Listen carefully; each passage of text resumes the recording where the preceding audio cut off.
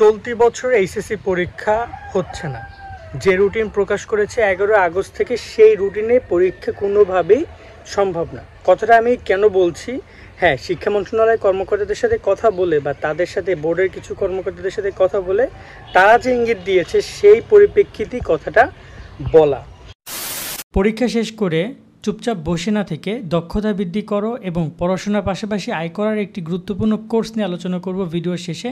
অবশ্যই ভিডিওটি দেখো। পরীক্ষাটা হচ্ছে না, শিক্ষার্থীরা মনোযোগ দিয়ে ভিডিওটি দেখো। এই বিষয় নিয়ে অনেক ভিডিও করেছি, বাট লাস্ট এইটাই আপডেট যে 11 তারিখ থেকে যে পরীক্ষা শুরু হওয়ার কথা, আজকে 4 আগস্ট, 11 তারিখ পরীক্ষা হওয়ার কথা। কিন্তু এই জায়গায় কিভাবে পরীক্ষা সম্ভব, আমার প্রশ্নের উত্তরে তোমরা দাও। এবং শিক্ষা মন্ত্রণালয় থেকে এই ব্যাপারে ঠিক ভাবা হচ্ছে। বর্তমানে কোটা সংস্কার আন্দোলনের মধ্যে আর নেই, তারা এক দফা এক দাবি পেশ করেছে এবং সেই জায়গায় পুরো দেশটা এখন এই মুহূর্তে দুইটা ভাগে বিভক্ত।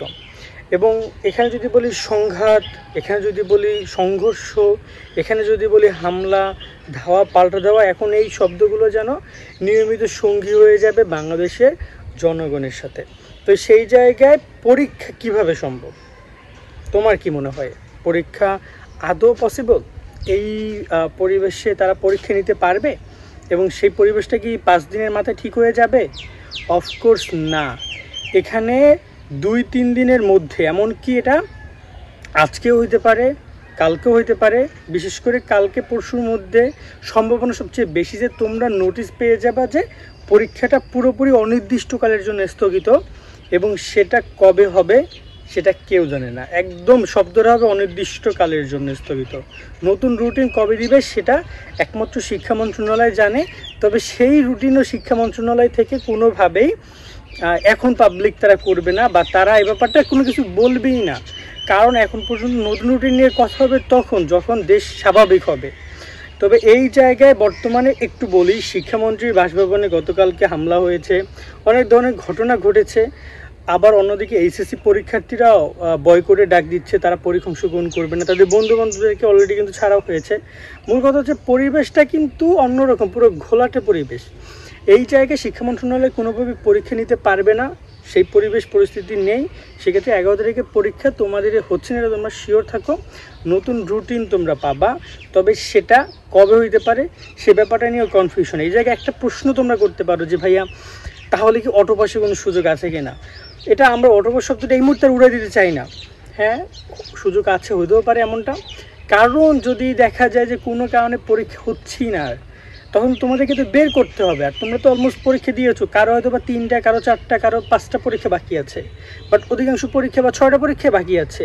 বেশিরভাগ পরীক্ষা অনেকে দিয়ে দিচ্ছে, মেইন সাবজেক্টগুলো পরীক্ষা, এখন শুধু গ্রুপ সাবজেক্টগুলো বাকি ছিল। সো যদি অটোপাসের সিদ্ধান্ত নেয়, এটাও কিন্তু অবাক হব না আমরা। তো এই জায়গায় একটা কথা মাথায় রাখবা যে পরীক্ষা নিয়ে বর্তমানে তোমাদেরকে বেশি টেনশন তোমরা করো না, কারণ এটা এই মুহূর্তে অপ্রত্যাশিত একটা ব্যাপার হয়ে গিয়েছে। তার সাথে এরা এখন বর্তমানে অনির্দিষ্ট একটা শব্দের সাথে যুক্ত হচ্ছে। খুব শীঘ্রই তোমরা খবরটা পেয়ে যাবা যে তারা কি পরিকল্পনা করছে। কারণ বর্তমানে দেশের মানুষজন, আবারও বলছিলাম যে পুরো দুইটা ভাগে বিভক্ত, কেউ চাচ্ছে কেউ চাচ্ছে না। চাচ্ছে তার মাঝখানে তোমরা পড়েছো এবং তোমাদের জীবনটা এখানে একটু ধ্বংস হচ্ছে বলতে পারো। সেক্ষেত্রে তোমরা হয়তো বা ইতিহাসের সেই 2024 ব্যাচ, যে ব্যাচ হয়তো তোমরা তোমাদের ভবিষ্যৎ প্রজন্মের সাথে গর্ব করে বলবা যে আমাদের সাথে এই বিষয়গুলো ঘটেছে। সবার শেষে বলবো যে তোমাদের পরীক্ষা, পড়াশোনা, এই বিষয়গুলো নিয়ে আপাতত টেনশন করো না তোমরা। এই বিষয়গুলো নিয়ে পরবর্তী যে আপডেট আছে সেগুলো আমরা তোমাদেরকে দেওয়ার সর্বোচ্চ চেষ্টা করব। আপাতত নিজেরা নিরাপদে থাকো, ঠিক আছে? পরিবার পরিজনকে নিরাপদে রাখো। আন্দোলনে যাও কিংবা না যাও, তুমি কোন পক্ষে আছো না আছো সেটা তোমার একান্ত ব্যক্তিগত ব্যাপার। যেহেতু এটা এখন এই মুহূর্তে বড় একটা ইস্যু হয়ে দাঁড়িয়েছে, অনেকেই দেখা যায় যে আন্দোলন থেকে সরে দাঁড়িয়েছে, আবার অনেকে আন্দোলনে বেশি করে যুক্ত হচ্ছে।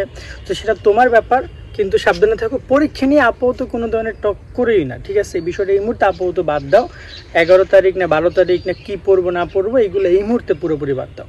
তুমি চাইলে এই ফ্রি সময় আমাদের যে কোর্সটা আছে লঞ্চ করেছি সেই কোর্সটা করতে পারো। আল্লাহ হাফেজ।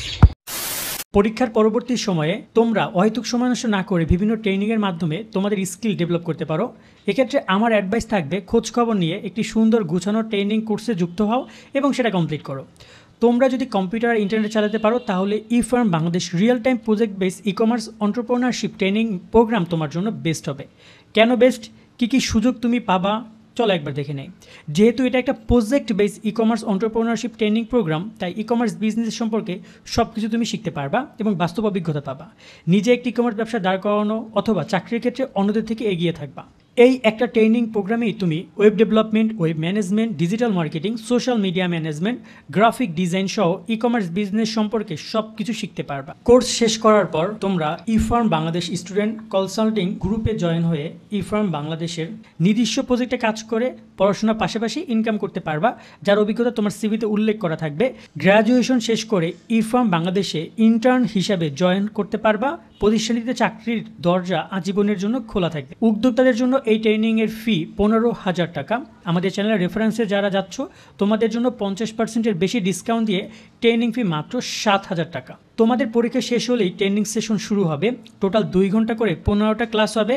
ক্লাস শুরু হওয়ার আগে একটা স্পেশাল সেশন ও ডিনার প্রোগ্রাম এবং ট্রেনিং শেষে সার্টিফিকেট বিতরণ ও ডিনার সেশন হবে ঢাকায়। ট্রেনিং তোমাদের পরীক্ষার পরে চালু হলেও রেজিস্ট্রেশন তুমি এখনই করতে পারো। রেজিস্ট্রেশন করতে ডিসক্রিপশন এবং পিন কমেন্টে দেওয়া রেজিস্ট্রেশন লিঙ্ক ক্লিক করে বিস্তারিত ইনফরমেশন দেখে রেজিস্ট্রেশন করতে পারবা। রেজিস্ট্রেশন করার পর প্রতিষ্ঠানটি হোয়াটসঅ্যাপ গ্রুপে যুক্ত হয়ে যাবা। হোয়াটসঅ্যাপ গ্রুপে যুক্ত হলেই একমাত্র তোমার পুরোপুরি রেজিস্ট্রেশন হয়ে যাবে। স্মার্টফোন থেকে ডিসক্রিপশন ও পিন কমেন্ট লিঙ্কে ক্লিক করো। মনে রাখবা, একবার কোনো সুযোগ মিস হয়ে গেলে সেই মিস হয়ে যাওয়ার সুযোগের চেয়ে মূল্যবান আর কিছু নাই। তাই কেউ এই সুযোগ মিস করো না। তোমাদের সকলের জন্য শুভকামনা রইল।